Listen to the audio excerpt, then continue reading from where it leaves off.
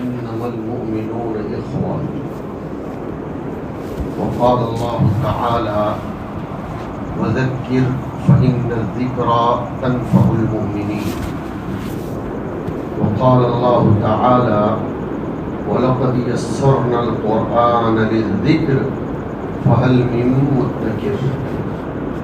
وقال النبي صلى الله تعالى عليه وآله وسلم مثل المؤمنين في توادهم وتراحمهم وتعاطفهم كمثل الجسد الواحد إذا اشتكى منه عضو تداعى له سائر الجسد بالسهر والحمى. صدق الله العظيم وصدق رسوله النبي الكريم. میرے بہت ہی پیارے معزز بھائیوں، دوستوں، بزرگوں، میرے کیا بلکہ میں یہ کہوں تو بیجا نہیں ہوگا کہ اللہ کے چہیتے بندوں، اللہ کے بہت پیارے بندوں، اس لیے کہ اس کے پیار کے بغیر، اس کی محبت کے بغیر، اس کی نوازش اور عنایت اور اس کے فضل کے بغیر ہمیں اس کے گھر کی طرف قدم اٹھانے کی بھی توفیق نہ ہوتی. پھر محبت کے درجات ہوتے ہیں، وہ عربی زبان سے تعلق رکھتی ہے یہ بحث، اس لیے اس کو نہیں چھیڑتا، لیکن محبت کے اسٹیپ بائی اسٹیپ درجات ہوتے ہیں. ہم یہ کہیں تو بیجا نہیں ہوگا کہ اللہ تعالیٰ نے میرے اور آپ کے پاس ان درجات کو طے کروایا. سب سے پہلے تو ہمیں پاک رکھا کہ ہم نماز کے لیے آنے کے قابل رہیں. راستے پر بہت سے ڈرائیور ٹرکیں لے کر چلتے ہیں، جب ان کے پاس ہمارے ساتھی نماز کی دعوت لے کر پہنچتے ہیں تو بیچارے یہ کہہ کر بہانہ بنا دیتے ہیں کہ ابھی ہماری پاکی ٹھیک نہیں ہے، میرے اور آپ کے رب نے ہمیں ہمیشہ پاک رکھا. یہ اس کی محبت کی دلیل ہے. کیسے سمجھا رہا ہوں میں آپ کو؟ انسان شرعی طور پر جتنا پاک ہوتا ہے اتنا اللہ کی طرف سے مقرر کیے ہوئے باڈی گارڈ کے انڈر میں رہتا ہے. کون باڈی گارڈ؟ ملائکہ علیہ السلام. ملائکہ کی چند قسمیں ہیں. ملائکہ خاص طور پر 3 قسم کے ہیں، خاص طور پر بول رہا ہوں. نمبر 1 وہ فرشتے جو انسانوں کے اعمال لکھتے ہیں. نمبر 2 وہ فرشتے جو انسانوں کا مقررہ وقت آ جانے پر ان کی روحوں کو قبض کرتے ہیں. نمبر 3 وہ فرشتے، کیا پیاری بات قرآن کریم نے فرمائی. نمبر 3 وہ فرشتے ہیں جو انسانوں کی گرنے سے، پڑنے سے، ایکسیڈنٹ ہونے سے، کسی کے حملہ کرنے سے بچاتے ہیں، حفاظت کرتے ہیں. فرمایا لَهُ مُعَقِّبَاتٌ مِّن بَيْنِ يَدَيْهِ وَمِنْ خَلْفِهِ، کہ اللہ کی طرف سے شفٹ بدلنے والے فرشتے. بولو لو، باڈی گارڈ کی شفٹ بدلتی ہے نا، صبح کا باڈی گارڈ، شام کا باڈی گارڈ، رات کا باڈی گارڈ. تو اللہ تعالیٰ نے انسانوں کی حفاظت کے لیے شفٹنگ میں فرشتے مقرر فرمائے ہیں، اور وہ بھی ایک طرف نہیں، من بین یدیہ ومن خلفہ، آگے بھی رہتے ہیں پیچھے بھی رہتے ہیں. کام کیا کرتے ہیں؟ یحفظونہ، انسان کی حفاظت کرتے ہیں. ایک تو وہ وَإِنَّ عَلَيْكُمْ لَحَافِظِينَ كِرَامًا كَاتِبِينَ يَعْلَمُونَ مَا تَفْعَلُونَ. مفسرین نے لکھا وہ انسانوں کے اعمال کی حفاظت کرنے والے فرشتے ہیں. اور لہو معقبات والی آیت میں خود انسانوں کی حفاظت کرنے والے فرشتے. بتاؤ رب کا کتنا پیار ہے. دنیا میں تو باڈی گارڈ رکھنا ہو تو تنخواہ دینی پڑتی ہے، اور پھر کبھی یہ باڈی گارڈ باڈی کو گھا لگانے کے لیے بھی سبب بن جاتا ہے. وزیر اعظموں پر ان کے باڈی گارڈ نے ہی دھوکہ کیا، غداری کی، تو تاریخ بتاتی ہے کہ وزیر اعظم مار دیا گیا.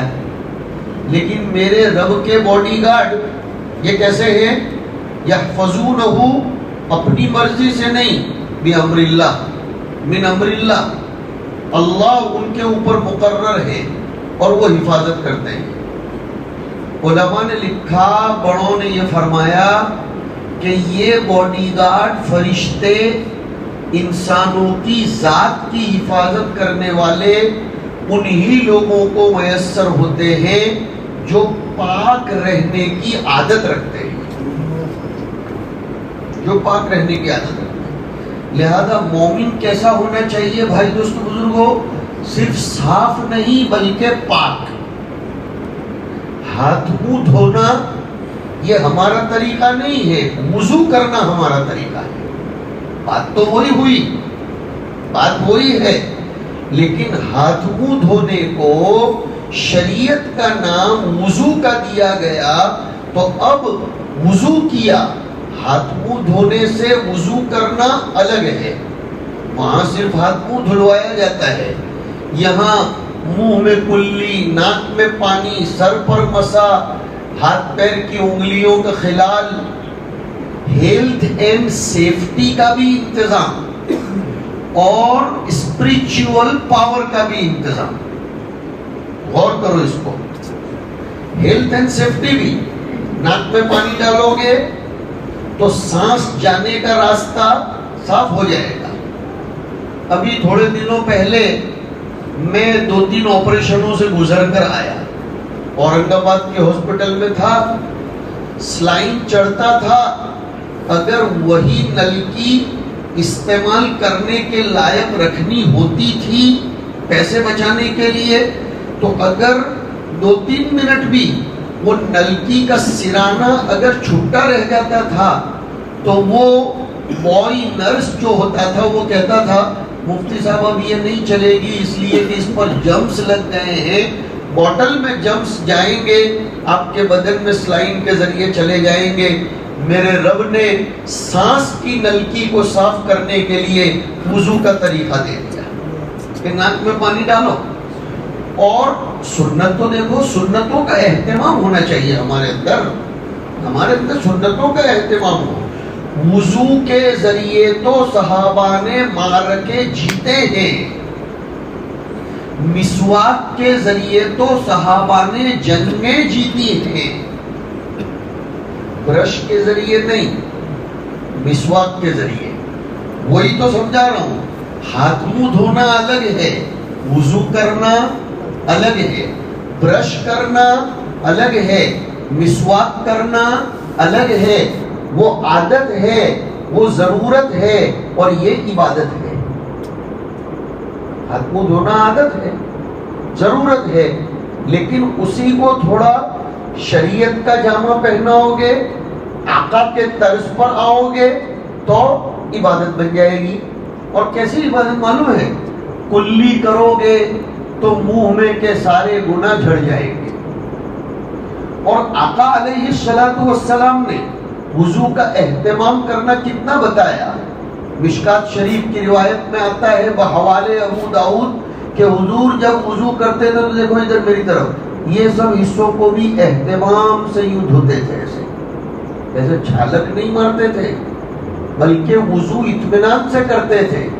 آیا گیا نہیں، وضو بڑے اطمینان سے فرماتے تھے اور اچھی طریقے سے خشوع و خضوع کے ساتھ وضو ہوتا تھا. تو بات چل رہی تھی سانس کے راستے کو صاف کرنے کی، اور وہ راستہ کتنے اچھے طریقے سے صاف کروایا گیا.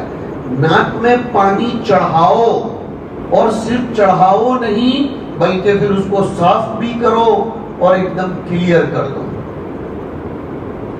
منہ میں مسواک کرو، اور اس مسواک کو عبادت بھی بنایا گیا، معاشرت بھی بنایا گیا، دین سمجھو دین، معاشرت بھی بنایا گیا۔ اس مسواک کو صرف نماز کے وقت نہیں کروایا گیا میرے بھائیوں، گھر میں جانے کے بعد بھی آقا سب سے پہلا کام مسواک کا کرتے تھے۔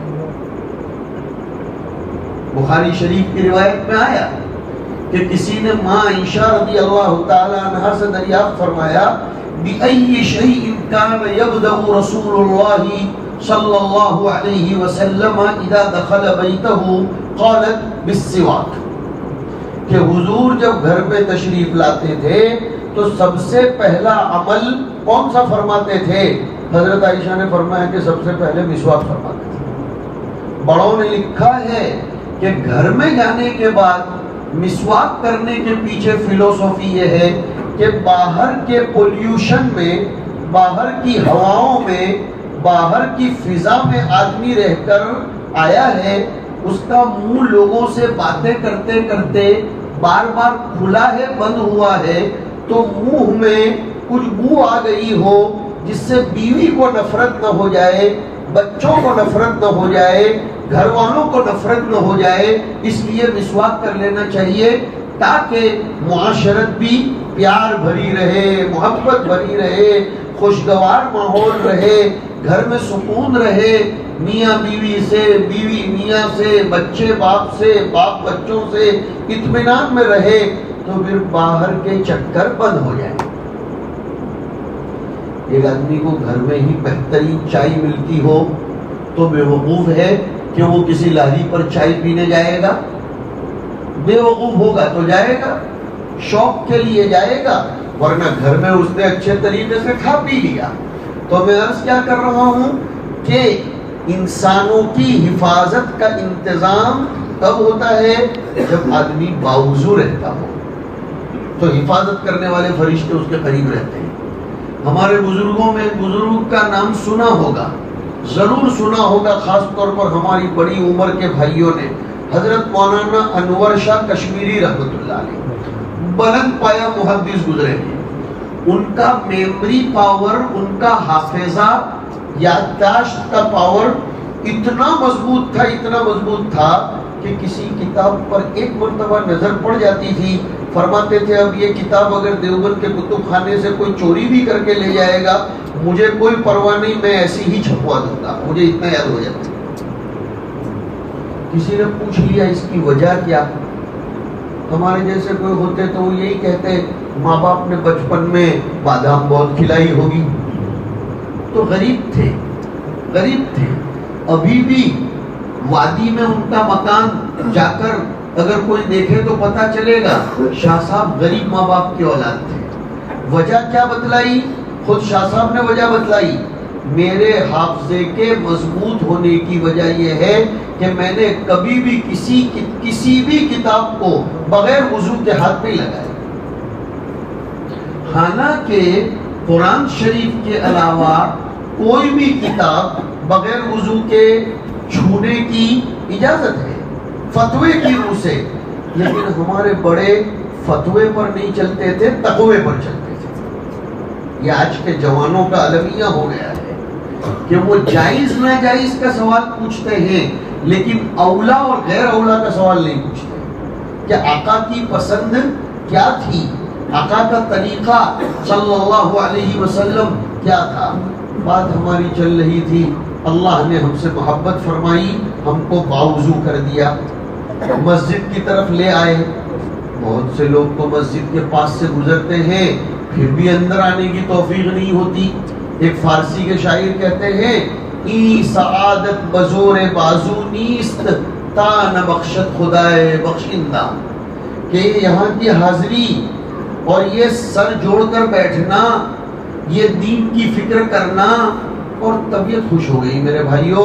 جب میں مسجد میں آیا کئی ہمارے بڑے دعاؤں میں لگے ہوئے تھے، کئی بڑے تسبیح پھرا رہے تھے۔ میرے دل نے اندر سے کہا اس امت کا نام کون مٹا سکتا ہے جس امت کے افراد جمعہ کی رات شروع ہونے سے پہلے ہی اپنے رب کو منوانے میں لگ گئے ہوں۔ اللہ تعالیٰ نے اعلان کیا ہے یریدون ان یطفئوا نور اللہ بافواہہم، کہ دنیا کے دشمن، دین کے دشمن، اللہ کے دین کے دشمن یہ کوشش کرتے رہیں گے، چاہتے رہیں گے، ارادے کرتے رہیں گے کہ خدا کے چمکائے ہوئے دین کو اپنے افواہ کے ذریعے، اس میں میڈیا کا بیان ہے، پرنٹ میڈیا، الیکٹرانک میڈیا، سب بھی افواہی مان گیا، وہ مٹانا چاہیں گے، لیکن اس کے مقابلے میں ایک طاقت ہے اللہ کی، ایک طاقت ہے ان کی، اور ایک طاقت ہے اللہ کی، اور عجیب کلام مجید ہے، سمجھنے والے سمجھتے ہیں، وہاں یریدون آیا اور یہاں ڈٹ کر کیا فرمایا، یأبی اللہ الا ان یتم نورہ ولو کرہ الکافرون، خدا نے اٹل فیصلہ کر لیا ہے کہ وہ اپنے دین کو سر بلند کر کے رہے گا، وہ اپنے دین کی فکر کرنے والوں کو متحد کرے گا، وہ اپنے دین کی فکر کرنے والوں کے دل اور دماغ میں مختلف قسم کے طریقے ڈالے گا۔ ان طریقوں میں سے اللہ تعالیٰ نے مولانا الیاس صاحب رحمۃ اللہ علیہ کے دل میں یہ طریقہ ڈالا۔ مولانا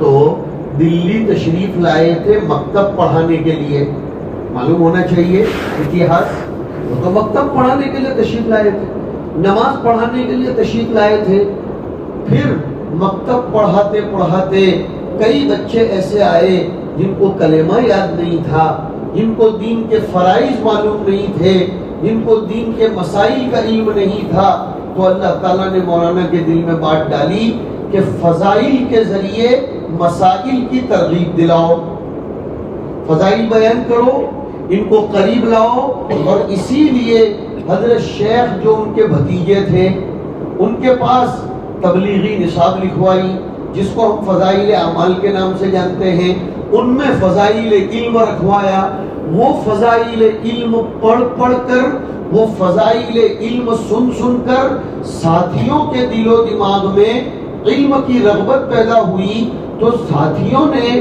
چونکہ اپنی عمر تو بڑھ گئی تھی، اپنی اولاد کو مدرسوں میں ڈالا، جن میں سے ایک میں بھی ہوں، جن میں سے ایک یہ بھی ہے، جن میں سے کئی ایک ہے کہ جن کے باپ اللہ کے راستے میں نکلے، 2.5 گھنٹے کی ترتیب میں بیٹھے اور تعلیم کے حلقوں میں بیٹھے، فضائل علم کو سنا، فضائل قرآن کی فضیلت جو اندر آتی ہے اس کو سنا، کہ جو اپنے بیٹوں کو حافظ بنائے گا قیامت کے دن اس کو تاج پہنایا جائے گا، اس کے سامنے بادشاہوں کے تاج بھیج ہوں گے۔ تو ساتھیوں کے دل میں شوق ہوا کہ ہم تو قیامت میں تاج پہننا چاہتے ہیں، لاؤ ہماری اولاد کو ہم اللہ کے دین کے لیے مدرسوں میں بھیج کر حافظ اور عالم بنائیں گے۔ مولانا الیاس صاحب مدرسوں میں بیٹھ کر تو تیار ہوئے، مدرسوں میں بیٹھ کر تیار ہوئے، حضرت جی مولانا انعام الحسن صاحب تیار ہوئے، یہ سب دین تھی حضرت شیخ الہند رحمۃ اللہ علیہ، معلوم ہونا چاہیے آپ کو۔ شیخ الہند انہوں نے مولانا حسین احمد مدنی کو ایک الگ محاذ کے لیے تیار کیا، مولانا انور شاہ کشمیری کو الگ محاذ کے لیے تیار کیا، اور مولانا الیاس صاحب رحمۃ اللہ علیہ کو ایک الگ محاذ کے لیے تیار کیا۔ فرمایا ان سب محاذوں کی محنت سے دین بلند ہوتا ہے، تو اللہ محبت فرماتے ہیں میرے بھائی، ورنہ اس کی محبت کے بغیر میرے اور آپ کے بس میں نہیں تھا کہ ہم یہاں بیٹھ سکتے، لہذا نا امیدی پہلی فرصت میں چھوڑ دو۔ یہ جو دماغ خراب ہو رہا ہے، کروایا جا رہا ہے کہ ہمارا رب ہم سے روٹھ گیا ہے، نہیں، اگر وہ روٹھا ہوتا تو ہم کو بلاتا ہی کیوں؟ میں اگر کسی آدمی سے ناراض ہوں تو میرے گھر اس کو آنے دوں گا کیا؟ تو اللہ تعالیٰ بے غیرت ہے، نعوذ باللہ من ذالک، اللہ بہت غیرت والے ہیں، اللہ بہت غیرت والے ہیں۔ حدیث شریف میں آتا ہے کہ جب روئے زمین پر اس کا کوئی بندہ زنا کرتا ہے نعوذ باللہ، یا اس کی کوئی بندی زنا کرتی ہے نعوذ باللہ، تو اللہ کو بڑی غیرت آتی ہے۔ خدا بزدل نہیں ہے، اللہ بزدل نہیں ہے، اس کو غیرت آتی ہے، پھر بھی اس نے مجھے اور آپ کو بلایا ہے، اس کا مطلب وہ ہم سے محبت کرتا ہے۔ اس نے تو محبت کے ہاتھ بڑھائے کہ اس نے ہم کو اپنے گھر کا مہمان بنا کر بلایا، بٹھایا، ٹکایا. نہ بہت سے لوگ آتے ہیں آخری صف پہ نماز پڑھتے ہیں، اسی لیے آخری صف پہ نماز پڑھتے ہیں کہ جلدی نکل جائے. حالانکہ آتے جلدی ہیں لیکن وہ ادھر کونے میں پڑھیں گے اور نکل کر چلے جائیں گے. میرے رب نے ہمیں گھر میں بٹھایا، اپنا مہمان بنایا اور بٹھا کر غیبتوں میں نہیں لگایا. بہت سے لوگ تو رمضان شریف میں بھی دیکھا ہوگا کہ جب گرمی بہت لگتی ہے تو مسجد میں آ کر بیٹھ جاتے ہیں، ایران توران کرتے ہیں. ہمیں میرے رب نے، آپ کے رب نے قبول کیا کہ کچھ فکر کر لو، کچھ اللہ کے بندے جو بے طلب بن کر بیٹھے ہوئے ہیں ان تک بات پہنچانے کی اور اپنے آپ کی درستگی کی کچھ فکر کر لو. اس لیے کہ دنیا میں اور آپ سب کے سب ذمہ دار بنا کر بھیجے گئے. اکیلا کھا پی لینا، اکیلا اپنے راستے پر چل پڑنا، یہ تو جانوروں کا بھی طریقہ نہیں ہے. نہیں، جانور کو بھی اگر کہیں کھانے کا ذخیرہ اور انبار مل جائے تو وہ دوسرے جانوروں کو اپنی اصطلاح کے اعتبار سے موبائل کرتے ہوں گے یا جس طرح بھی وائرل کرتے ہوں گے میسج کہ آتے جاتے ہیں. اور میں ساتھیوں کو سمجھایا کرتا ہوں، اب آپ کو بھی سمجھاتا ہوں، کل سے دیکھ لینا اگر اس کا تجربہ کرنا ہو تو کسی جگہ گڑ رکھ دینا یا شکر کی ڈلی رکھنا اور وہاں ساتھ میں کوئی زہریلی دوا بھی رکھنا. کچھ چوٹیاں آئیں گی، اگر وہ واپس جا رہی ہوگی نا تو آنے والی چوٹیوں سے ٹکرا کر جاتی ہے، اللہ جانے وہ کیا میسج پاس کر دیتی ہے تو وہ بھی واپس چلنے لگتی. دیکھا ہوگا آپ نے کبھی. کون کہتا ہے کہ ان جانوروں کے اندر عقل نہیں ہے؟ ان کے اندر بھی اتحاد ہے، ان کے اندر بھی اتفاق ہے. ہاں، ان سے سیکھو. بجنور میں ایک مرتبہ بندروں نے ادھم مچا دیا، جو بندر ہر طرف بندر. تو کچھ بڈھوں نے مل کر مشورہ کیا کہ یہ بندروں کو مارے کیسے.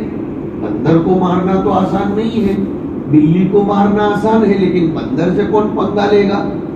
خاص طور پر ڈاروین جیسا جو کہتا ہے کہ ہم سب تو بندر کی اولاد ہے، وہ بندر کو سبھی بندر کی اولاد نظر آ رہے تھے. تو مشورے میں طے پایا کہ بھائی زہر آلود روٹیاں پکاؤ، روٹیاں بناؤ، اندر زہر ڈال دو اور گھروں کی چھتوں کے اوپر وہ روٹیاں پھیلا دو.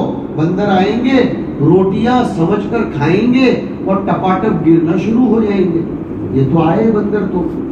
لیکن دیکھو میرے بھائیوں، دیکھو جب سارے بندر اتر پڑے میدان میں تو پہلے ایک بندر نے لے کر ایک روٹی کو سونگھا تو اس کو اس میں سے کچھ بو آ گئی کہ یہ تو کچھ عجیب سی بو آ رہی ہے، اس نے چھوڑ دیا. انسان ہوتے تو اسی فکر میں رہتے کہ واپی میں فلاں روڈ پر ایک پلاٹ فلاں نے خریدنے سے چھوڑ دیا، میرے ہاتھ پہ کب آئے. فلاں دکان خرید رہا تھا، اس نے سودا کینسل کیا تو کینسل کرنا تو بات کی بات ہے، وہ لے رہا تھا تو اسی وقت بیچ میں پھڈا ڈالتے ہیں کہ میرا تو میرا ہے، تیرا بھی میرا بن جائے. لیکن وہاں ایک بندر نے جب روٹی پھینکی تو کہتے ہیں وہاں کے بڈھے سارے بندروں نے روٹیاں پھینک دی، کسی نے نہیں کھائی. کہ کوئی تو معاملہ ہے کہ یہ بندر نہیں کھا رہا ہے. اب سارے بندر واپس بھی چلے گئے، سب واپس گئے. ایسے ہی نہیں گئے، وہ قریب کے جنگل میں جا کر ایک جڑی بوٹی توڑ کر لائے. سب کے ہاتھ میں اس درخت کی ایک ایک لکڑی تھی اور پھر آ گئے وہاں. تھوڑی منٹوں میں ایک ہاتھ سے روٹی کھا رہے، ایک ہاتھ سے وہ جڑی بوٹی کھا رہے، ایک ہاتھ سے روٹی کھا رہے، دوسرے ہاتھ سے وہ جڑی بوٹی کھا رہے. ساری روٹیوں کا صفایا کر دیا، کچھ مرے ہی نہیں. اور اوپر سے خدا کا کرم یہ ہوا کہ وہ ساری جو لکڑیوں کے اوپر پتے لگا کر لائے تھے نا، پتے لگی ہوئی لکڑیاں، وہ لکڑیوں کو ننگی چھوڑ کر چلے گئے. تو اب بجنور میں کچھ حکیم لوگ تھے، ان تک یہ خبر پہنچی کہ بندروں نے یار روٹیاں بھی کھائیں اور یہ پتے بھی چبائے، ایک بندر نہیں مرا. آخر راز کیا تھا؟ چنانچہ اس لکڑی کو وہ حکیموں نے لیا، اور اس پر ریسرچ کیا ان کی پرانی کتابیں کھول کھول کر، اوہو یہ وہی لکڑی ہے جو ہم برسوں سے کتابوں میں پڑھتے تھے کہ جنگل میں ایک جڑی بوٹی پائی جاتی ہے جس کو کھا لو تو زہر بھی اثر نہیں کرتا. اب حکیموں کو یہ بندروں کی دین سے وہ جڑی بوٹی مل گئی. یہ میرا رب ہے، یہ ہمارا رب ہے کہ جس نے کیسی کیسی چیزوں میں کیسا کیسا پاور پیدا کیا. اس میں سے ہم کو کیا سیکھنے کو ملتا ہے کہ جانور بھی لقمہ پیٹ میں ڈالنے سے پہلے سونگھتا ہے، انسان لقمہ پیٹ میں ڈالنے سے پہلے سیکھتا بھی نہیں ہے کہ حلال کا ہے یا حرام کا ہے. حلال حرام کی کوئی پرواہ نہیں ہے. جانور تو آپ نے کبھی دیکھا کہ کتا گھاس کھا رہا ہو؟ کسی نے دیکھا ہو تو بولو. کبھی دیکھا کہ بکری گوشت کھا رہی ہو؟ نہیں. کتے کو گھاس کے بغیر چل جاتا ہے، کتے کو گوشت کے بغیر نہیں چلتا، اور بکری کو گھاس کے بغیر نہیں چلتا. کیوں؟ بکری جانتی ہے میرا ہاضمہ کمزور ہے، وہ گوشت کو ہضم نہیں کر پائے گا، اور کتا جانتا ہے کہ میرا ہاضمہ بہت مضبوط ہے، اس کو تو گھاس کیا ہے وہ اندر پتہ بھی نہیں چلے گا. وہ جانتے ہیں میرے حق میں نفع کس میں ہے، نقصان کس میں ہے. لیکن ہائے ہائے ہائے افسوس، انسان یہ نہیں جان رہا ہے کہ میں کس لقمے کو کھاؤں گا، میری عبادتیں برباد ہو جائیں گی، میرا نور برباد ہو جائے گا. حدیث شریف میں آتا ہے جب انسان زنا کرتا ہے تو ایمان کا نور اس کے اندر سے نکل جاتا ہے اور اس کے سر کے اوپر وہ منڈلاتا رہتا ہے. ملا علی قاری رحمۃ اللہ علیہ نے مشکات کی شرح میں لکھا کہ یہ حدیث یہ کہہ رہی ہے کہ جب انسان زنا کرتا ہے ایمان کا نور نکل جاتا ہے. فرمایا زنا کا تعلق صرف شرمگاہ سے نہیں ہے بلکہ زنا کا تعلق آنکھوں سے بھی ہے، زنا کا تعلق ہاتھ سے بھی ہے، زنا کا تعلق چیٹنگ سے بھی ہے، زنا کا تعلق پیر سے بھی ہے، زنا کا تعلق زبان سے بھی ہے. اور یہ کوئی ہم نہیں کہہ رہے ہیں، سرکار نے فرمایا ہے العینانی تزنیانی والیدانی تزنیانی والرجلانی تزنیانی فزن العینین النظر وزن الیدین البطش وزن الرجلین المشی. دونوں آنکھوں کا زنا یہ ہے غیر محرم عورت پر نظر کرنا، ویڈیو کال کرنا. ہاتھوں کا زنا یہ ہے کسی عورت کو چھونا، اور آج کل ہم یہ کہیں گے کسی عورت کو ہاتھوں سے میسج کرنا، یہ بھی ہاتھ کے زنا میں داخل ہے. اور کسی عورت سے لپاکے مارنے کے لیے پیروں کو چلانا. میرے بھائیوں، میرے بہت پیارے بھائیوں، اگر یہ کرتے کرتے کبھی موت آ گئی یاد رکھو کہ ایمان گیا، ایمان کا نور نکل گیا. آج کل ہر اسٹیج پر ایک بحث ہو رہی ہے، ہمارے اسٹیجوں پر بات نہیں کر رہا ہوں. یہ جو لوگ دعویٰ کر رہے ہیں نا کہ ہمیں مسلمانوں میں لیڈرشپ پیدا کرنی ہے، how you can a leader, یہ ایک بحث چل رہی ہے. لیکن ان کا دھیان اس کی طرف نہیں جا رہا ہے کہ لیڈرشپ مسلمانوں میں سے گئی کیوں. آج ہی ہم دور حدیث شریف کے طلباء کو اس بات سمجھا رہے تھے، جلالین کے طلباء کو. قرآن شریف میں بہت توجہ سے بات کو سنو، دماغ میں سے ایک بہت بڑے سوال کا جواب نکل جائے گا. قرآن شریف میں آیا کہ بہت سی چیزیں حلال تھیں لیکن ہم نے یہود کی بدماشی کی وجہ سے ان پر وہ چیزیں حرام کر دی. وَعَلَى الَّذِينَ هَادُوا حَرَّمْنَا كُلَّ ذِي ظُفُرٍ وَمِنَ الْبَقَرِ وَالْغَنَمِ حَرَّمْنَا عَلَيْهِمْ شُحُومَهُمَا إِلَّا مَا اخْتَلَطَ ما حملت ظهورهما او الحوايا او ما اختلط بعظم. کیوں؟ ذلك جزيناهم ببغيهم. چربی تو حلال ہے نا، لیکن یہود کے اوپر چربی بھی حرام کر دی گئی. چھٹے پارے میں یوں آیا فَبِظُلْمٍ مِّنَ الَّذِينَ هَادُوا حَرَّمْنَا عَلَيْهِمْ طَيِّبَاتٍ أُحِلَّتْ لَهُمْ. کہ یہودیوں کی شرارتوں کی وجہ سے ہم نے ان کے اوپر پاک چیزوں کو بھی حرام کر دیا، حلال چیزوں کو بھی حرام کر دیا. چیز تو حلال ہے لیکن تم نے بدماشی کی لہذا ہم نے اس کو حرام کر دیا. ہمارے حضرت تھانوی رحمۃ اللہ علیہ وہاں لکھتے ہیں کہ ان پر چیزوں کو حرام کر دیا گیا تھا ان کی بدماشی کی وجہ سے. اس امت بدماشی پر جب اترتی ہے تو اس امت پر چیزوں کے ذائقے کو ختم کر دیا جاتا ہے. کیا حضرت نے بات کی؟ چنانچہ دیکھ رہے ہو نا، 10 سال پہلے سیب کا ذائقہ ہی کچھ الگ تھا، اب وہ ذائقہ ہی نہیں ہے. رہ گئی یہ بات کہ آرگینک فوڈ لاؤ، آرگینک، تو آرگینک کھانے والے بھی کہہ رہے ہیں کہ مزہ ہی نہیں آ رہا ہے. یہ تو خاموخواہ لوگوں نے دماغ کو ڈائیورٹ کر دیا ہے کہ ہر چیز کا ایک ہی جواب ہے کہ کیمیکل ڈالا گیا اس لیے ٹیسٹ نہیں ہے. مانتا ہوں میں اس بات کو، لیکن حقیقت یہ ہے کہ چیزوں میں ٹیسٹ ختم ہو گیا ہے سرزمین پر اللہ کی نافرمانی کرنے کی وجہ سے، خدا کے بندوں کی بغاوت کی وجہ سے. وہ ٹونک اور پاور، وہ انرجی اور وہ وٹامنز ختم کر دیے گئے ہیں، اس لیے کہ انسانوں نے حاصل شدہ وٹامنز کا غلط استعمال کیا. جب خدا کی نعمتوں کی ناشکری قولاً یا عملاً ہوتی ہے تو اس کا اعلان تیار کھڑا ہے کہ لئن کفرتم ان عذابی لشدید، کہ اگر تم ناشکری کرو گے، اس لیے کہ یہاں لئن کفرتم وہ ایمان کے مقابلے والا کفر نہیں ہے، شکرتم کے مقابلے میں کفرتم ہے. پتا چلا کہ یہ کفرتم ناشکری کے معنی میں ہے. اعلان ہے اس کا کہ اگر تم ناشکری کرو گے تو پھر میری پکڑ بھی بڑی خطرناک ہے. وقت کی ہم نے ناقدری کی تو وقت میں سے برکت ختم ہو گئی. پتا چلتا ہے جمعرات کب گئی، دوسری جمعرات کب آ گئی، یہ بھی نہیں پتا چل رہا ہے کہ ہم جوان کب ہوئے تھے، ہماری شادیاں کب ہوئی تھی، اور اب ہمارے بچے کیسے ہو گئے، ان کی بھی شادیاں ہو گئیں. کبھی کبھی اکیلے میں بیٹھ کر سوچو تو سمجھ میں نہیں آتا کہ یہ سائیکلنگ چلا کتنا فاسٹ اور کیسے یہ معاملہ ہو گیا. اور پہلے کے بڈھے ایک ہفتے میں برسوں کا کام کر لیتے تھے، اور اب برسوں میں ہفتے کا کام نہیں ہوتا. وجہ کیا ہے؟ کیا اللہ تعالیٰ نے دن کو کم کر دیا؟ نہیں، وہی 24 گھنٹے کا دن ہے، وہی 365 دن کا سال ہے، وہی 29-30 دن کا مہینہ ہے. کیا ہو گیا؟ برکت ختم ہو گئی. برکت ختم ہو گئی. اور برکت کیوں ختم ہو گئی؟ اللہ کی نافرمانی کی وجہ سے، خدا کی ناراضگی کی وجہ سے.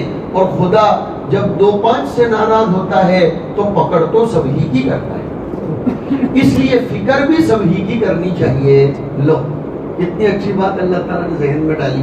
کیا کہ بھائی 10-15 کے بگاڑ کی وجہ سے بھگتنا سب کو پڑتا ہے، تو ہم سب کی محنت یہ ہونی چاہیے کہ وہ 10-15 بھی بگڑے نہیں، تاکہ پکڑ میں سب نہ آئیں.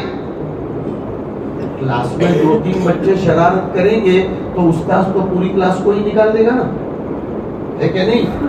مدرسوں میں، اسکول میں، کسی فارم میں، کسی فیکٹری میں 2-4 نوکر اگر گڑبڑ کریں گے تو باس تو قانون سب کے لیے ہی بنائے گا. اور یہ تو خدا کی سنت ہے کہ وَاتَّقُوا فِتْنَةً لَا تُصِيبَنَّ الَّذِينَ ظَلَمُوا مِنْكُمْ خَاصَّةً. اس لیے سب اسٹاف کو چاہیے کہ وہ 2-3 بدماشوں کو بھی بار بار چوکر نہ کرے. بھائی سدھر کے رہنا یار، تم ذرا گڑبڑ کرتے ہو، قاعدہ سب کے لیے بنتا ہے، تم سدھر کے رہو یار. وہ 2-4 بچے جو شرارت کر رہے ہیں کلاس میں، تو پوری کلاس والے ان کو کہتے ہیں ذرا تم سیدھے رہو یار، تم بدماشی کرتے ہو، آفس میں کیمرے پر استاد دیکھ رہے ہیں، محتمم صاحب پرنسپل دیکھ رہے ہیں، پوری کلاس بدنام ہو رہی ہے. یہی مثال انسانی سماج اور معاشرے کی ہے کہ 2-4 لوگ شرارت کریں گے، پکڑ سب کی ہوگی. لہذا سب کا فریضہ ہے کہ یہ سمجھ کر نہ چلیں کہ اب کیا فکر رکھنے کی اپنے کو سب کی، جس کو آنا ہو آوے، نہ آنا ہو نہ آوے. نہیں، نہ آنے والوں کی وجہ سے پکڑ تو آنے والوں کی بھی ہوتی ہے. آخرت میں چھوٹ جائیں گے وہ بات الگ ہے، لیکن ہم تو کہتے ہیں آخرت میں بھی ایک پکڑ ہوگی کہ تم نے نہ آنے والوں کی فکر کیوں نہیں کی تھی. ایک مرتبہ حضرت جی مولانا انعام الحسن صاحب رحمۃ اللہ علیہ گودرا کے اجتماع میں آخری بیان اور دعا کرنے کے بعد گاڑی میں بیٹھنے کے لیے اسٹیج پر سے اترتے ہوئے تھوڑے سے قدم چل کر تشریف لے جا رہے تھے.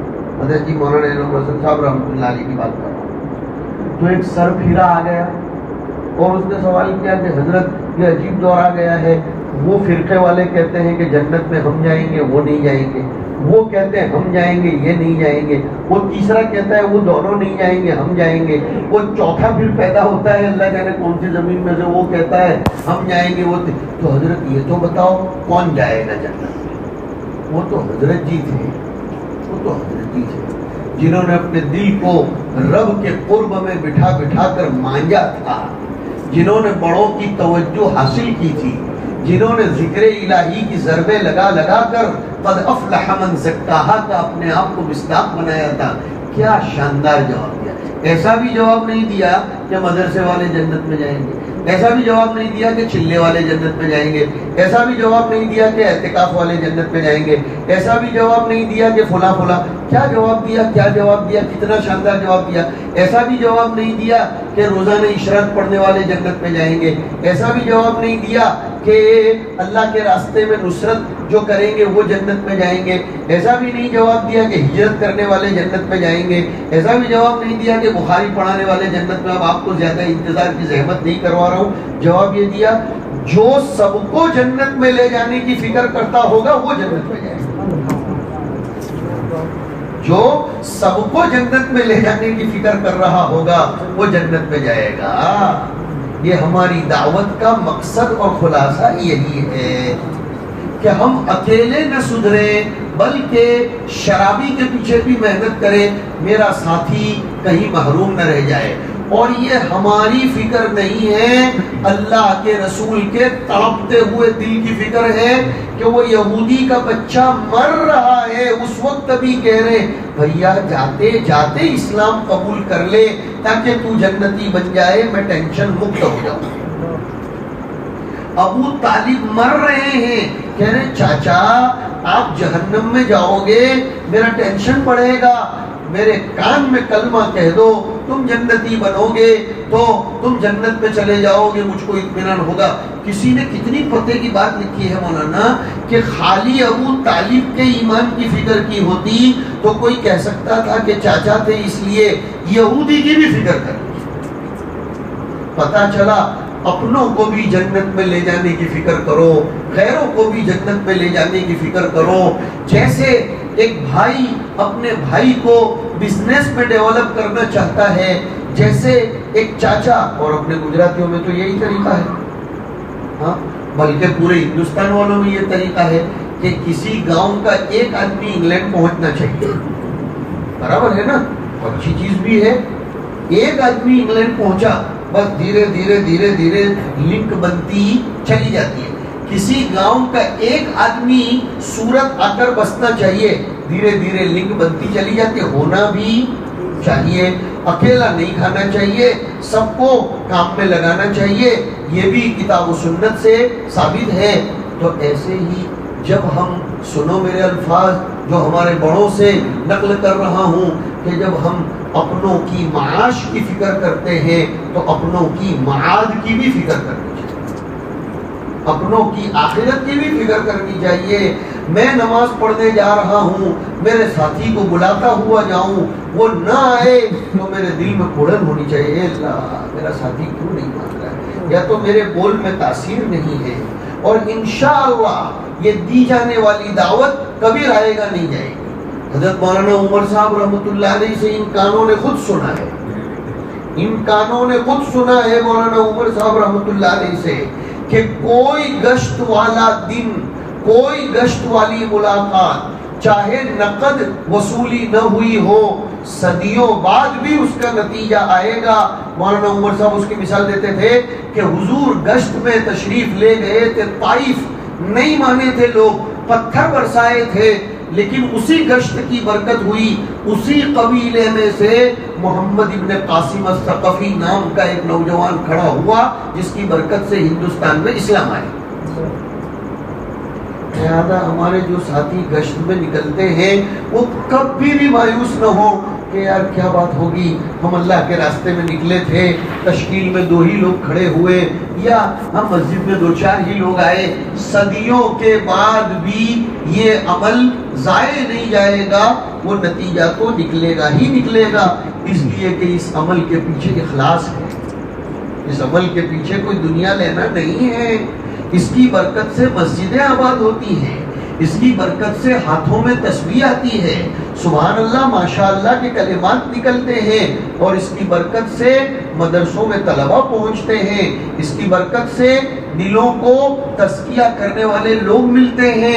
اس لیے میرے بھائیوں، اس کو تو پورے اعتماد، یقین، اللہ پر توکل کرتے ہوئے کرتے کرتے کرتے ہی رہنا چاہیے، اور کرتے کرتے مر جانا چاہیے، اور مرتے مرتے کرنا چاہیے۔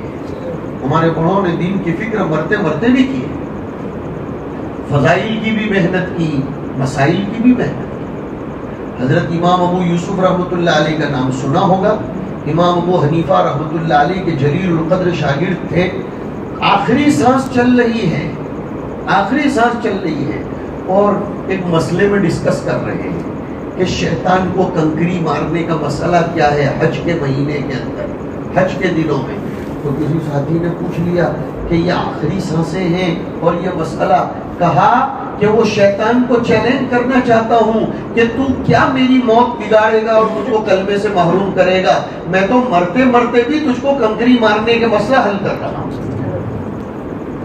یہ ہمارے بڑے تھے کہ جنہوں نے اپنی زندگیاں ان کاموں کے لیے وقف کر رکھی تھی، لیکن ہائے افسوس ہم سے کوئی صرف 2 گھنٹے مانگتا ہے، صرف 3 دن مانگتا ہے، صرف 40 دن مانگتا ہے، تو ہمارے پاس نہ جانے کس کس قسم کے بہانے نکلتے ہیں۔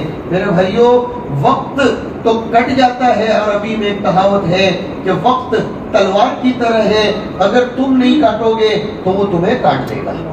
عمر تو کٹ گئی، بیت گئی، اور وہ تو اور بیت جائے گی۔ وہ عمر قابل رشک ہے جو رب کو منانے میں لگ جائے، جو رب کو پسند آ جائے، اور وہ عمر کام کی ہے کہ جس عمر پر خدا بھی قیامت کے دن لوگوں کو کہے کہ یہ ہے میرا بندہ جس نے راتوں کو گرم گرم آنسو بہائے تھے، جس نے امت کی فکر کی تھی۔ سنبھل جاؤ میرے بھائیوں، سنبھل جانے کی ضرورت ہے کہ خدا کی محبت تو ابھی بھی ہمارے ساتھ باقی ہے۔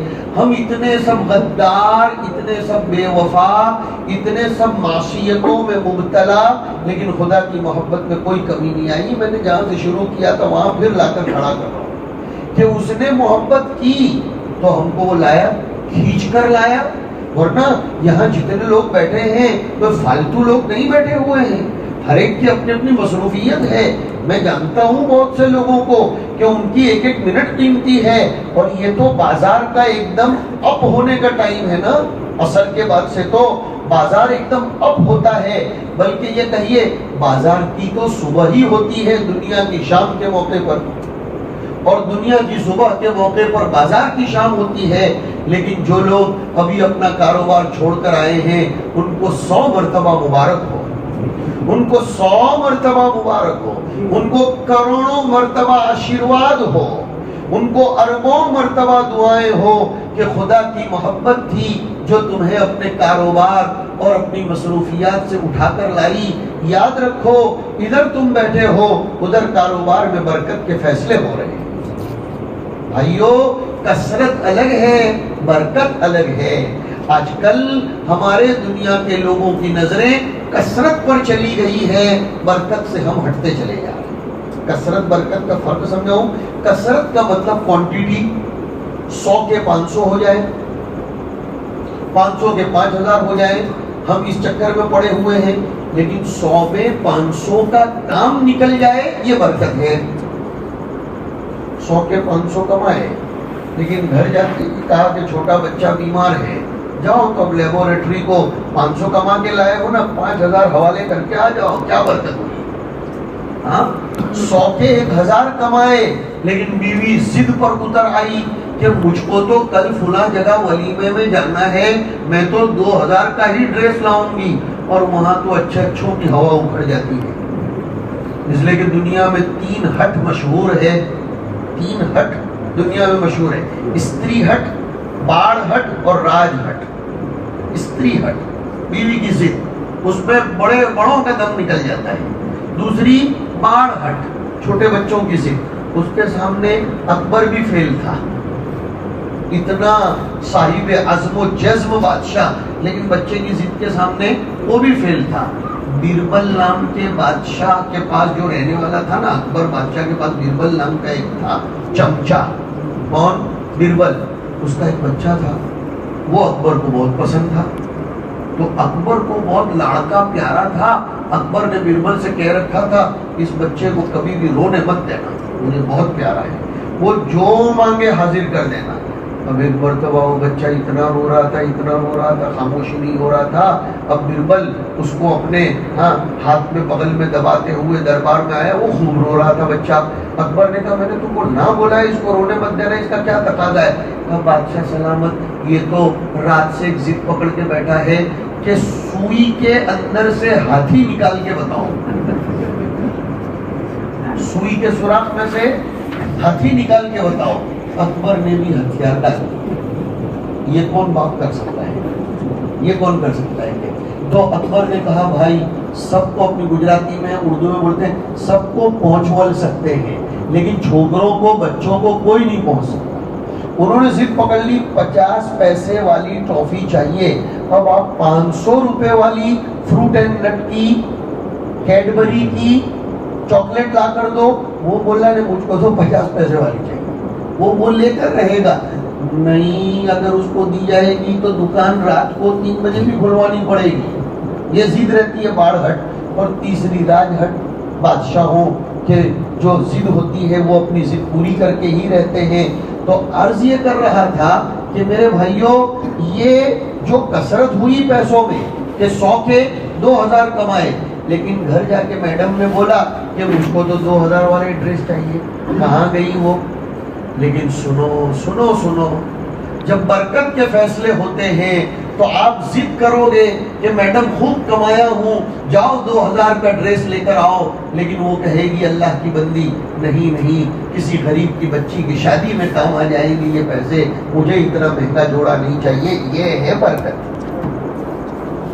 مولانا حسین احمد مدنی رحمۃ اللہ علیہ سے ایک مرتبہ کسی نے پوچھ لیا کہ یہ تم مولویوں کے بیانوں میں برکت کا لفظ سننے کو ملتا ہے، اس کا مطلب سمجھاؤ.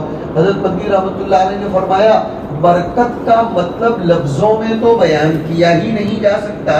وہ پوچھنے والے کا ہاتھ پکڑا اور گھر کے پیچھے واڑا جو تھا، یارڈ، اس میں لے گئے.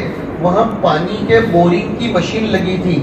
کہا یہ مشین دادا کے زمانے سے 30 سال سے لگی ہے، اس میں 1 روپے کا بھی خرچہ نہیں آیا. یہ ہے برکت، اس کو کہتے ہیں برکت. تو 100 میں 500 کا کام نکل جانا، یہی تو بات ہے.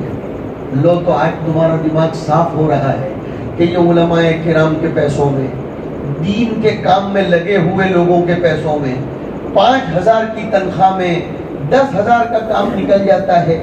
یہ برکت ہے.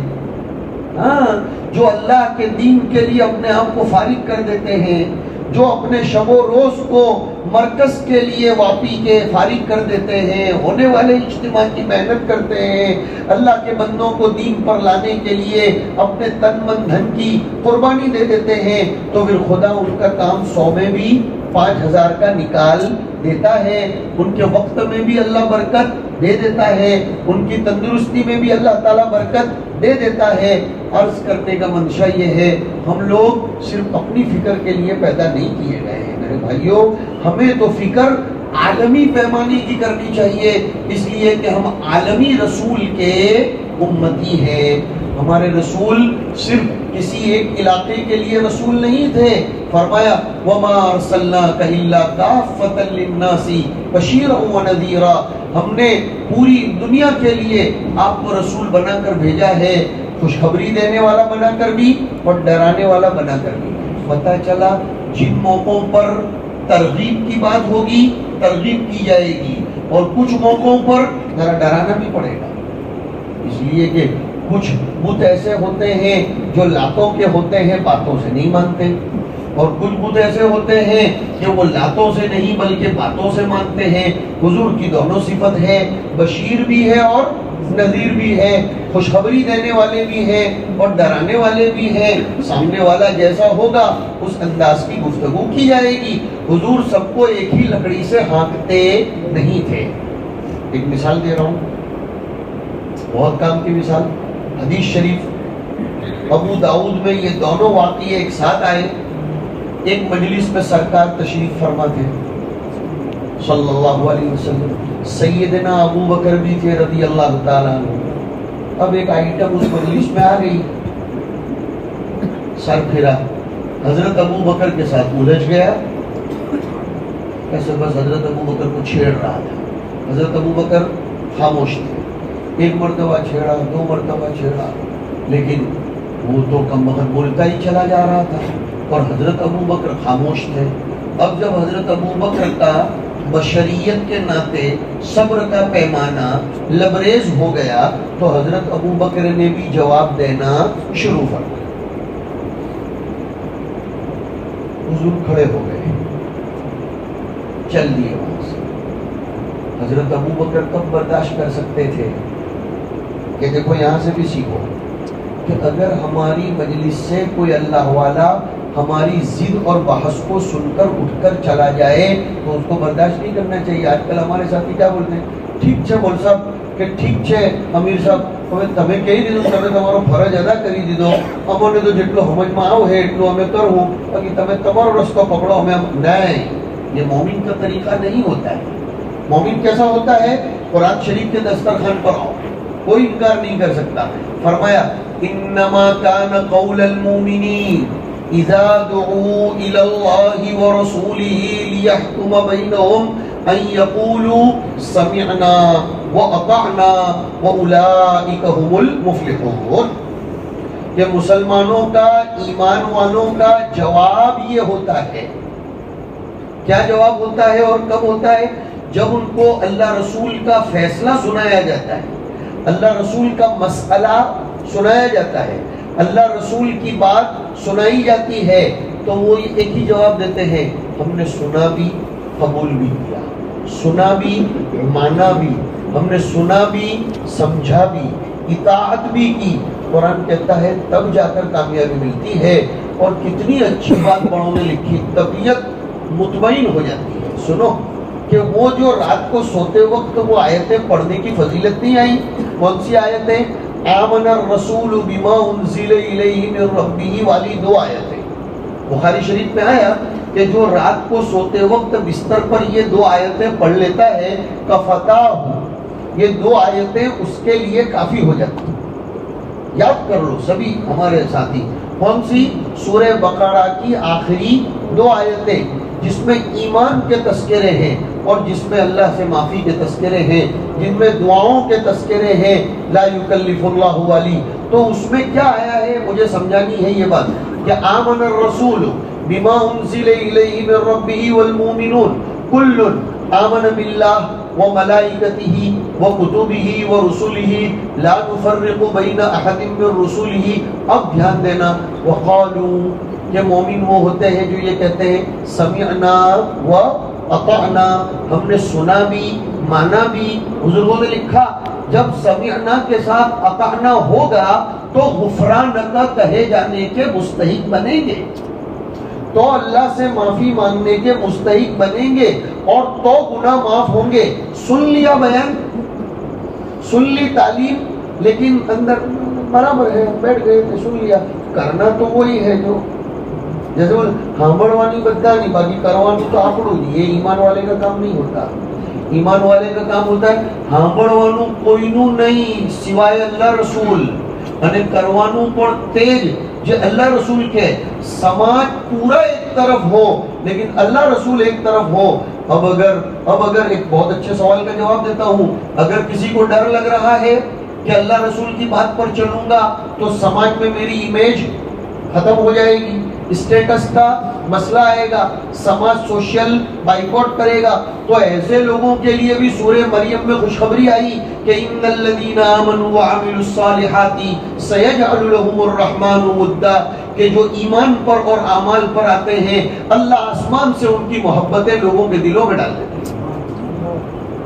اللہ آسمان سے ان کی محبتیں لوگوں کے دلوں میں ڈال دیتے ہیں. شرابی بھی ان کو دیکھ کر کھڑا ہو جاتا ہے, کبابی بھی ان کو دیکھ کر کھڑا ہو جاتا ہے. ہمارے بزرگوں میں بزرگ اللہ والے گزرے ہیں, بہت بڑے بزرگ, حضرت باندوی رحمۃ اللہ علیہ, نام سنا ہوگا, حضرت مولانا قاری صدیق صاحب باندوی رحمۃ اللہ علیہ. ان سے ایک مرتبہ ایک آدمی نے پوچھا حضرت آپ کے پاس کتنے مکانات ہیں, کتنی گاڑیاں ہیں, ذرا بتلائیے. کہا اوہو میرے پاس تو اتنے مکانات ہیں کہ مجھے خود کو پتہ نہیں. گاڑیاں بھی اللہ جانے اتنی ہیں, شو روموں میں بھی پڑی ہیں, سڑکوں پہ بھی میری گاڑیاں دوڑ. وہ سامنے والا تو تعجب میں پڑ جاتے ہیں, یار بابا تو ایسے دکھتے ہیں کہ کپڑے بھی پریس کیے ہوئے نہیں, سیدھے سادھے, اور کہہ رہے ہیں سڑکوں پہ بھی گاڑیاں میری چل رہی ہیں, شو روم میں بھی ہے, مکانات بھی میرے ہیں. تو کہا یعنی میرا تو دماغ چکرا رہا ہے, آپ کیسے جواب دے رہے ہو؟ کہا کہ ایک آیت آئی ہے کہ جو ایمان اور عمل پر آتے ہیں اللہ ان کی محبت لوگوں کے دلوں میں ڈالتے ہیں. تجھے دیکھنا ہے ساری گاڑیاں میری ہیں. وہ سمجھ ہی نہیں رہا تھا. حضرت اس کو لے کر سڑک پر نکلے, پیدل چلنا شروع کیا. جو گاڑی جا رہی تھی سب کہہ رہے تھے حضرت تشریف لائیے, ہماری گاڑی میں بیٹھیے, آپ ہی کی گاڑی ہے, آپ کیوں نہیں بیٹھ رہے؟ پھر دوسری گاڑی آئی, کہا حضرت تشریف لائیے, یہ آپ ہی کی گاڑی ہے. حضرت نے فرمایا دیکھا یہ سب میری گاڑیاں گئی کہ نہیں گئی؟ یہ سب گاڑیاں میری تھی, گئی کہ نہیں گئی؟ حضرت کا اب دیکھنا ہے سارے ہی گھر میرے ہیں. کہا چلو مسجد میں نماز پڑھیں گے با جماعت. نماز کے بعد باہر نکلے, ہر مصلی کہہ رہا ہے حضرت ہمارے گھر چلیے. کہا نہیں اب تمہارے گھر میں کہاں ہوں؟ کہا حضرت وہ ہمارا نہیں ہے, وہ آپ کا ہی ہے. وہ بھی کہہ رہا ہے وہ آپ کا ہے, وہ بھی کہہ رہا ہے وہ آپ کا ہے. حضرت نے اس کو فرمایا دیکھ لیا سارے گھر میرے ہیں. اور حضرت نے فرمایا تیرا دماغ تو خالی یہاں چکرایا نا, اگر امریکہ انگلینڈ میں بھی جا کر قدم رکھ دوں تو وہاں کے بھی سب گھر میرے ہیں. جب کوئی بندہ اللہ کا غلام بنتا ہے تو ساری دنیا اس کی غلام بن جاتی ہے. جب کوئی بندہ اللہ کا غلام بنتا ہے, شریعت کا غلام بنتا ہے, ساری دنیا اس کی غلام بن جاتی ہے. خواجہ سلیم الدین چشتی رحمۃ اللہ علیہ تھے, بہت بڑے اللہ والے تھے, ذکر و فکر میں وقت لگتا رہتا تھا. ایک مرتبہ وقت کے بادشاہ نے ملاقات کی اجازت طلب کی کہ مجھے آپ سے ملاقات کرنی ہے. کہا بلا لو. تو پرواہ نہیں کی, کیا فرمایا بلا لو, اس کو وقت دے دو, جب آنا ہو دروازہ کھلا ہے. اب بادشاہ سلامت قریب آ رہے تھے, بلساڑ پہنچ چکے تھے, تھوڑی دیر یہ سمجھو. تو خادموں نے کہا حضرت وہ بادشاہ بلساڑ تک آ گئے ہیں, اب ذرا آپ کی چادر وادر تھوڑی ٹھیک کر لیتے ہیں, آپ کے تکیے ٹھیک کر لیتے ہیں, تھوڑے آپ بھی کپڑے وپڑے بدل لو, تھوڑے ٹھیک ٹھاک ہو جاؤ تاکہ نہ سب کے سامنے آپ کو بیٹھنا ہے. تو حضرت نے کیا جواب دیا معلوم ہے؟ میں بادشاہ کے آنے کی وجہ سے یہ سب دھندے کیوں کروں, میرے غلام کا غلام آ رہا ہے. کیا جواب دیا؟ میرے غلام کا غلام آ رہا ہے. تو وہ حاضرین تو تعجب میں پڑ گئے کہ بادشاہ کو غلام کہتے تو بھی تعجب تھا, یہ تو اوپر سے کیا بولے غلام کا غلام. یہ کیا کر رہے ہیں, یہ باوا مار کھانے کے دھندے کر رہے ہیں کیا؟ آج کا کوئی ہوتا تو ایسا کہتا کہ حضرت سمجھاؤ آپ کی بات کا. کہا نفس میرا غلام ہے اور بادشاہ نفس کا غلام ہے. نفس میرا غلام ہے اور بادشاہ نفس کا غلام ہے. اس نے اپنے آپ کو نفس کے حوالے کیا ہے اور میں نے تو میرے نفس کو میرے تابع کر دیا ہے. میرا نفس میرے تابع ہے. لیکن میرے بھائیوں, میرے بزرگوں اور دوستوں, یہ ایسے ہی نہیں ہوتا ہے. اس کے لیے تو ذرا بھٹی میں تپنا پڑتا ہے, اس کے لیے تو ذرا اپنے آپ کو محنتوں میں لگانا پڑتا ہے, ذرا مجاہدات کی بھٹی میں اپنے آپ کو سینکنا پڑتا ہے. دنیا میں روٹی بھی ڈائریکٹ کھیت سے نکل کر نہیں آتی ہے. یہ روٹی بنتے بنتے کتنے مرحلوں سے گزرتی ہے. سیکھو, ذرا سیکھو. بیج بویا, اس کے اوپر نہ جانے کیا کیا محنتیں ہوئی. اور محنتوں میں سے ایک محنت یہ بھی ہے نا, کون سی, کہ اگر کبھی جراثیم آنے والے ہو, دیمک آنے والی ہو تو دوا چھڑکی جاتی ہے. بزرگوں نے لکھا ہے اس کھیت پر بھی کبھی کبھی گناہوں کے جراثیم آ جاتے ہیں تو اس پر بھی زہر چھڑکنا پڑتا ہے, دوا لگانی پڑتی ہے. اس کی مثال اکثر و بیشتر ہمارے بڑے یوں دیتے ہیں, ایک ٹنکی میں پانی تو بھرا جا رہا ہے لیکن ٹنکی دوسری طرف سے لیک ہے تو ٹنکی بھر پائے گی؟ جواب دو, نہیں بھرے گی. حالانکہ آپ فورس والا پانی دے رہے لیکن دوسری طرف سے ٹنکی. تمہارے بھائیوں, میرے بہت پیارے بھائیوں, عبادات پر محنت ہو رہی ہے, ٹنکی بھر رہی ہے, لیکن معاملات میں ہم گڑبڑ ہیں, لیکیج ہو گئی ہے. معاشرت میں ہم گڑبڑ ہیں, حلال حرام کی پرواہ نہیں ہے, جھوٹ کی سچ کی پرواہ نہیں ہے. مسجد کے ہم مسلمان ہیں, دکان کے ہم مسلمان نہیں ہیں. جلسوں کے، اجتماع کے، مکتب کے اجتماع کے، تعلیم کے تو ہم مسلمان ہیں، لیکن گھر کے اندر کے ہم مسلمان نہیں ہیں، اس لیے یہ ذلت اور رسوائی کا سامنا کرنا پڑ رہا ہے۔ مسلمان کیسا ہوگا؟ سارے میدانوں کا وہ مسلمان ہوگا۔ اور حدیثوں کو پڑھو تو پتہ چلے گا، حضور نے کوئی پہلو ایسا نہیں چھوڑا ہے جس کی رہنمائی نہ فرمائی۔ ارے تعجب ہوتا ہے، پینٹ ہاؤس بنا سکتے ہیں کہ نہیں بنا سکتے وہ بھی حدیث میں موجود ہے۔ ہاں ابھی رات میں پڑھا کر آ رہا ہوں بخاری شریف میں، ایسے ہی نہیں کہہ رہا ہوں کہ پینٹ ہاؤس کتنا بنا سکتے ہیں، ریزیڈینشیل ایریے میں پارکنگ بنا سکتے ہیں کہ نہیں، وہ بھی حدیثوں میں موجود ہے۔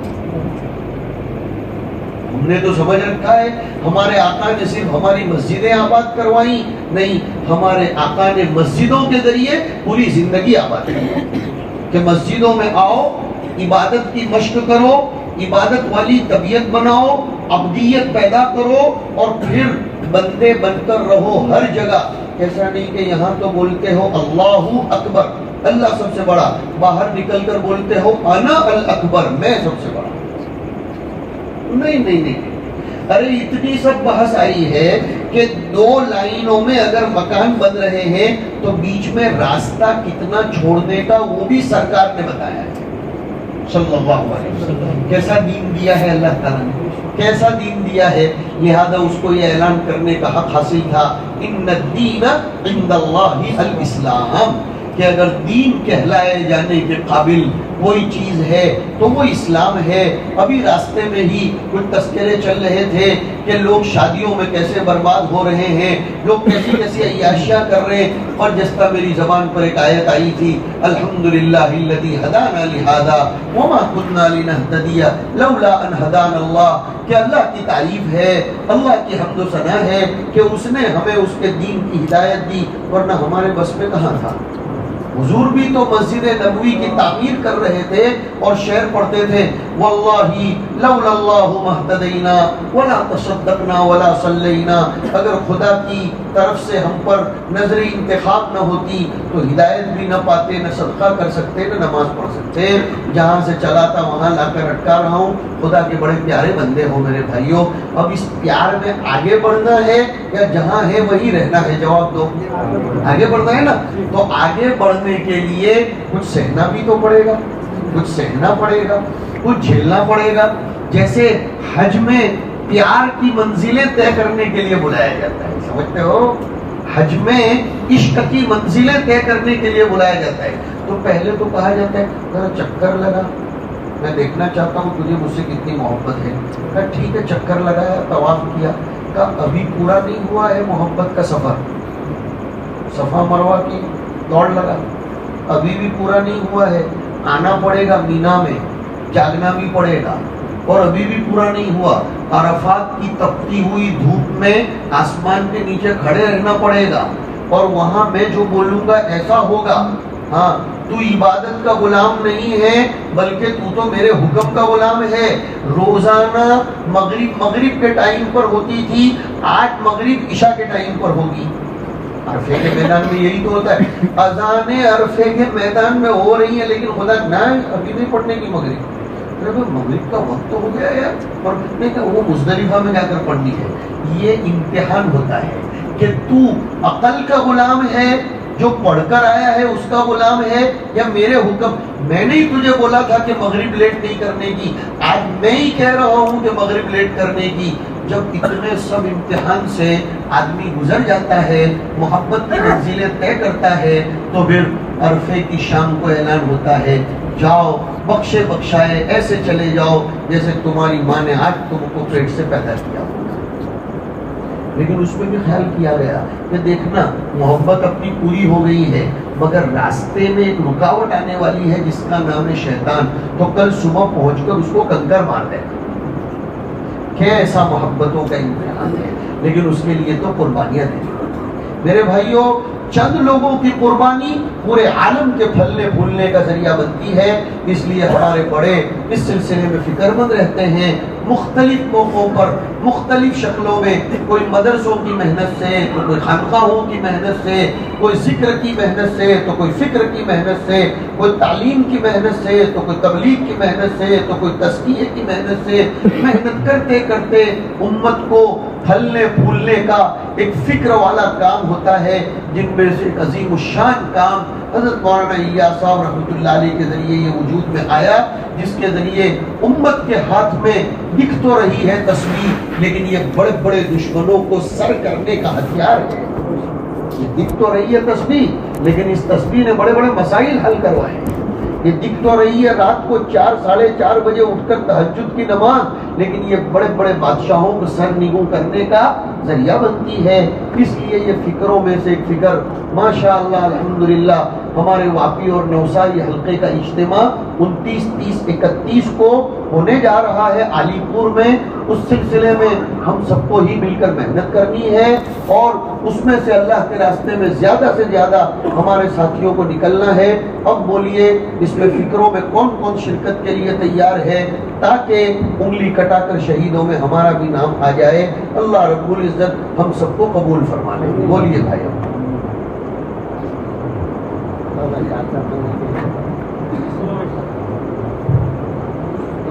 مصطفیٰ